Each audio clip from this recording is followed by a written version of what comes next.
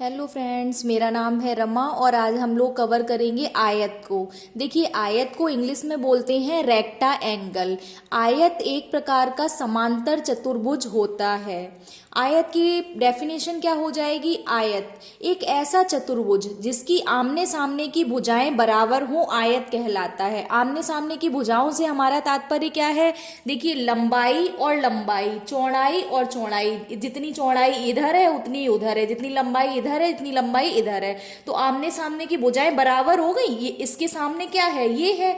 इसके सामने क्या है? ये है। तो ये दो और ये दो, लंबाई लंबाई चौड़ाई चौड़ाई कैसी होगी? बराबर होगी। तो एक ऐसा चतुर्भुज या एक ऐसा समांतर चतुर्भुज जिसकी आमने सामने की भुजाएं कैसी हो? बराबर हो, और चारों एंगल 90 डिग्री के होंगे। चारों एंगल किसके होंगे? 90 डिग्री के होंगे। ठीक है, प्रत्येक कोण 90 डिग्री का हो। आयत का क्षेत्रफल क्या होता है? मैंने आपको लास्ट वर्ग वाली उसमें भी बताया था वीडियो में कि किसी भी चीज का जो क्षेत्रफल होता है वो लंबाई गुणे चौड़ाई होता है। वर्ग में मैंने समझा दिया था, चूंकि उसमें चारों भुजाएं बराबर होती हैं तो a इंटू ए स्क्वायर या भुजा स्क्वायर हो गया था। और आयत का क्षेत्रफल क्या हो जाएगा? लंबाई l है, चौड़ाई b है, तो लंबाई गुणे चौड़ाई होता है तो l इंटू बी हो जाएगा आयत का क्षेत्रफल। उसके बाद देखिएगा आयत का परिमाप। हमने आपको लास्ट वीडियो में बताया था कि परिमाप, परिमाने होता है चारों तरफ। हम लोग पढ़ते हैं ना पर्यावरण, तो पर्यावरण क्या होता है? हमारे चारों तरफ का जो आवरण है। परिमाने चारों तरफ की माप। तो ये कोई आयत है, इसके चारों तरफ की माप हम यहां से लेना शुरू करेंगे, यहां से चलना शुरू करेंगे और लौट के यहीं आ जाए, वही परिमाप होगा। यहां से गए बी तक तो क्या आ गया? एल आ गया। बी से गए सी तक तो बी आ गया। फिर सी से गए डी तक तो फिर एल दूरी चले। फिर डी से ए तक तो बी दूरी चले। तो ये एल प्लस एल कितना हो गया? 1l, और 1l तो कितना हो गया? 2l हो गया।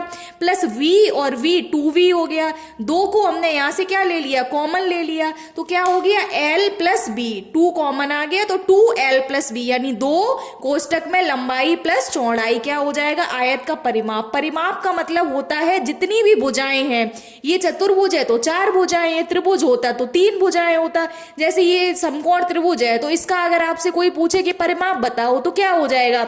आधार प्लस लंब प्लस कर्ण। परिमाप का मतलब है जितनी भी भुजाएं हैं सभी को जोड़ दो, बाहरी आवरण जितना भी है उसको जोड़ दो, वो परिमाप होता है। ठीक है। आयत का विकर्ण, विकर्ण बराबर क्या होता है? Under root L square plus B square. भाई ये कहां से आया? विकर्ण कहते किसे हैं? देखिए, ये आपका आयत है तो जो ये वाली भुजा होती है इसको हम विकर्ण कहते हैं। अब हम ये निकालें कैसे कि ये L square plus B square है? तो इसके लिए आपको पाइथागोरस प्रमेय को समझना पड़ेगा।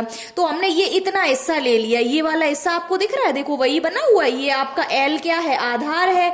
ये बी आपकी ऊंचाई, लंब है या ऊंचाई, और ये आपका कर्ण है। तो हमें कर्ण का ही तो मान निकाल है। तो पाइथागोरस प्रमेय समकोण त्रिभुज में लगती है। हमने आपको बताया आयत का प्रत्येक कोण 90 डिग्री का होता है। एक समकोण त्रिभुज ये बन रहा, एक ये बन रहा, तो हमने ये वाला ले लिया, चाहे ये ले लो चाहे ये ले लो। तो पाइथागोरस प्रमेय लगाई। पाइथागोरस प्रमेय होती है आपकी कर्ण का स्क्वायर बराबर आधार का स्क्वायर प्लस लंब का स्क्वायर। हमने वही लिख दिया, कर्ण का स्क्वायर बराबर आधार का स्क्वायर प्लस लंब का स्क्वायर। भाई आधार क्या है हमारा? यही वाला तो आधार है, तो ये क्या है? एल है, तो हमने एल स्क्वायर लिख दिया। लंब हमारा क्या है? बी है, तो हमने यहाँ पे बी स्क्वायर लिख दिया। तो कर्ण का स्क्वायर बराबर लंब का स्क्वायर प्लस बी स्क्वायर, मतलब आधार का प्लस लंब का। आधार हमारा क्या था? यहाँ पे एल था, और ये क्या थी? बी थी हमारा लंब, तो वही तो हमने लिख लिया एल और बी, क्योंकि हमने इस पोर्शन को उठा के वहां रख दिया है।